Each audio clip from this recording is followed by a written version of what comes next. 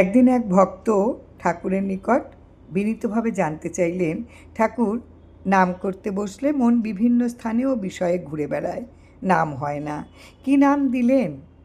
ঠাকুর বললেন, তোমার পূর্বজন্মের সাধিত নাম শুনাইছি, নাম দেই নাই। মাতৃজঠরেও নাম শুনাইছিলাম, প্রকৃতির রাজ্যে আইসা ভুইল্লা গেছ, পুনরায় নাম স্মরণ করাইয়া দিছি।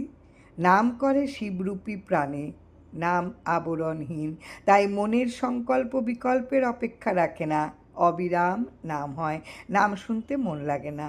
মন যেখানে ইচ্ছা ঘুরা বেড়াক, তুমি নাম শোনার জন্য চেষ্টা করবা, মনের দিকে লক্ষ্য রাখবা না, লক্ষ্য রাখবা নামের দিকে।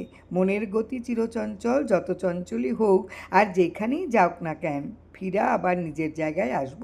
ফিরা এসা তুমি যেই নাম শুনছ, মনও সেই নাম শুনতে পাইব। তুমি সর্বদা নাম শুনবার জন্য অভ্যাস করো। জয় রাম, জয় রাম।